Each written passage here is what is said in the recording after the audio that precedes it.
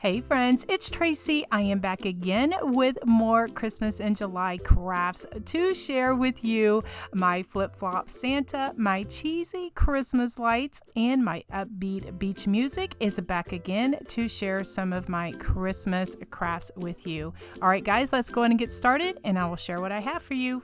Country rag tree. Now, I know I have seen a lot of these on YouTube as well as Pinterest and then the crafting group, but I wanted to share my version with you, so that's what I'm doing in this video. Thanks for being here. Welcome back if you are returning, and welcome to my channel if you are new. All right, guys, let's go ahead and get started. Let me share how I created this primitive country rag tree. Okay, what I started with is this tinsel tree from the Dollar Tree. Now, it had like that green tinsel on it, so I just took my scissors, snipped it on one side, and then unraveled it so that I could get all of the green tinsel off.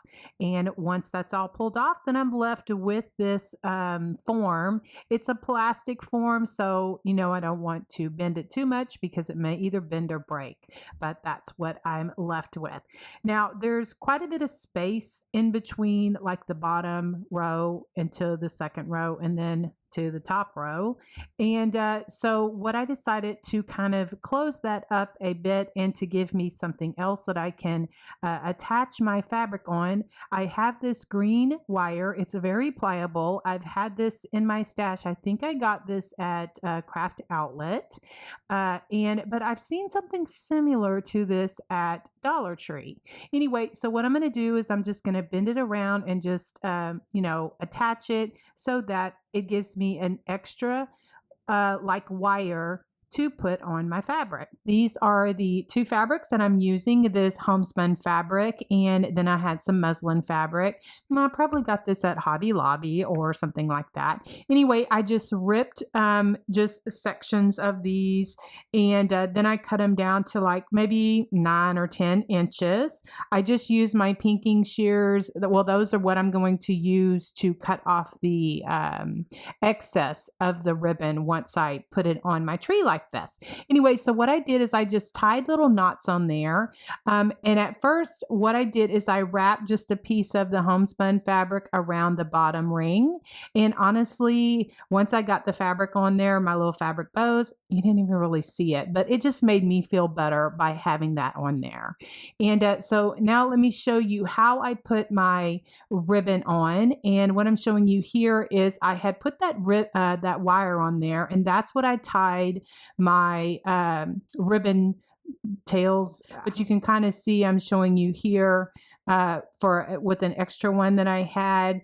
I had put an extra piece of wire on there in the middle in between those sections because it was just too big, and I just wanted my ribbons to lay on there like that.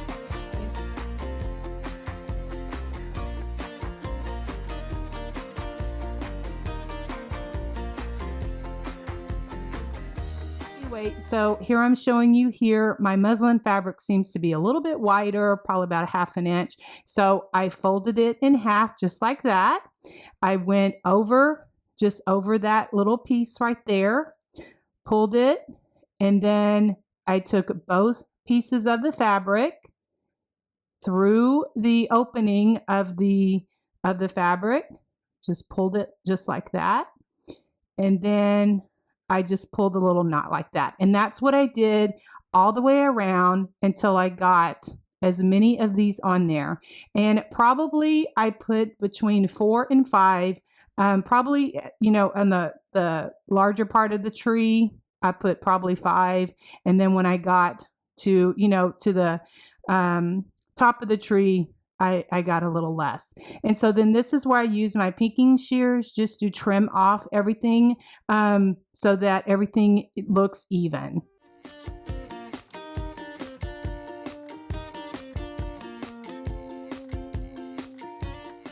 So let me share what I did where the bars cross.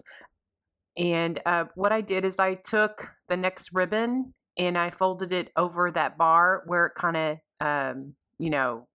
catty cornered it, and then I did the same thing. The knot was just a tad bigger, but I was okay. By the time I got all of my fabric on my tree, you really couldn't tell. But it made me feel better by covering up that section where the bars meet. And then I just continued with my next piece of fabric until I got all the way around. Then I'm going to work on the next section, and because there's so much space in between those, the plastic bars, I needed to put another piece of wire. Again, I got this wire from Craft Outlet, but I've seen something similar at Dollar Tree, or maybe we can find it at other places.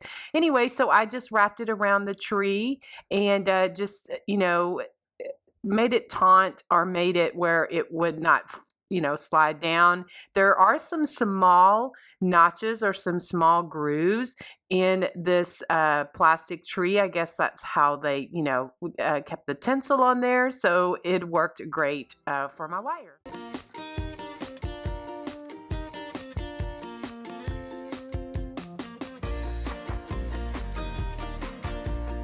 So I put another small piece of wire there at the top so that I could put on my fabric strips, and that just turned out really good. I like the fullness of this tree. So then now I'm left with this little section right here. So what I did, there were like 4 different parts of the plastic form. So I just did the same thing. I just, put a fabric piece on there, and it gave me the fullness. So then I was left with just a tiny bit there at the top. So I just took a piece of that muslin fabric that I had left, and what I'm going to do is just kind of twist it on itself. I'm going to hot glue it so that it stays down, and then I just kind of wrap that around the top of the tree. And actually this worked out perfect because my tree topper is one that I got from Hobby Lobby. Now the packaging may be just a little different. They seem to have different, they call it something different, but it's in the mini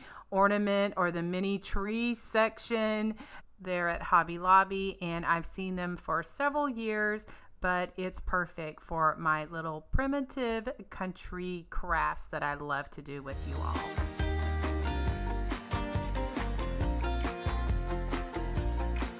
All right, I have some of these rusty jingle bells.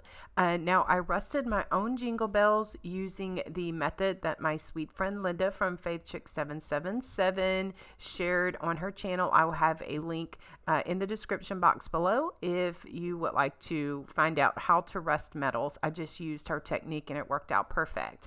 Anyway, so I just took some of these jingle bells and also some jute string and just threaded the jingle bell on the jute string, and then now I'm just kind of attaching it to the frame, and then I tied it into a bow, and I really think that it just adds a more country, more rustic feel to this primitive country rag tree.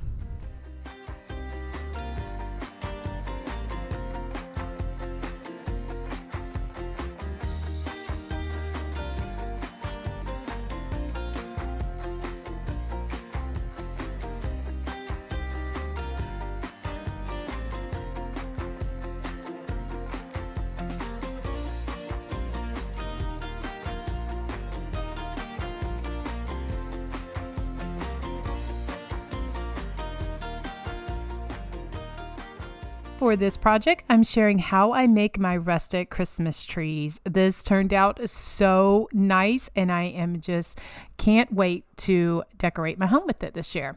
Okay, so what I'm using is one of these wood tree forms from the Dollar Tree, and I am going to give it 2 coats of the pine green acrylic paint.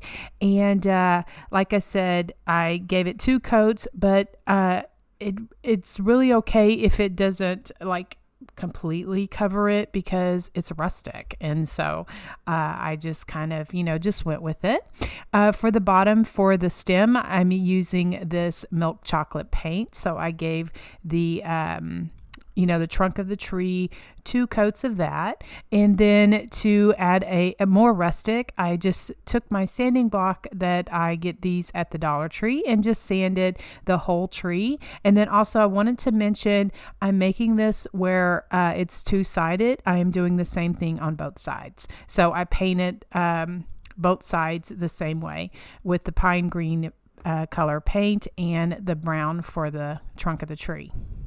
I'm going to do some highlighting, and I'm using this color as buttermilk, and I'm going to do some edging around the, or just some doodling around the edge of the tree. I'm not being very precise because I don't want it to be very thick like I usually do. So I'm just kind of highlighting, hitting and missing different parts of it because I think that just kind of adds to the character and the beauty of the tree. So I'll just go around that both sides. I do let one side dry before I flip it over to the other side. And so then once that's dried, then I will give it I'm going to use that same buttermilk paint just to do some splattering. I wanted this tree to stand up like on its own, and to help with that, I just painted 4 tumbling tower blocks. I just painted them the same color of milk chocolate brown paint. I glued those 2 together, and then I am going to glue the first set to the front of the tree. Then I'm going to glue the second set to the back of the tree so that it's freestanding. To decorate my tree, I have this Pitberry and Jingle Bell garland that I got from Joann's. I had it in my stash. I think I got this in 2019, and so I'm not quite sure what they have this year, but I just love it so much, and it's just, little garland and wire. And so I'm just going to kind of wrap it around my tree just to give it, that primitive or rustic country look for my tree. And then I'm not gluing it or anything. I just kind of bend at the wire at the bottom, and then I'll stick it through the hole at the top. Now, to take my tree to another level, I have my homespun fabric, and I rip off just half inch or even thinner of the homespun fabric. I just tie it's not even a bow. I just tie like a knot in it, and then I glue different bows around both sides of it.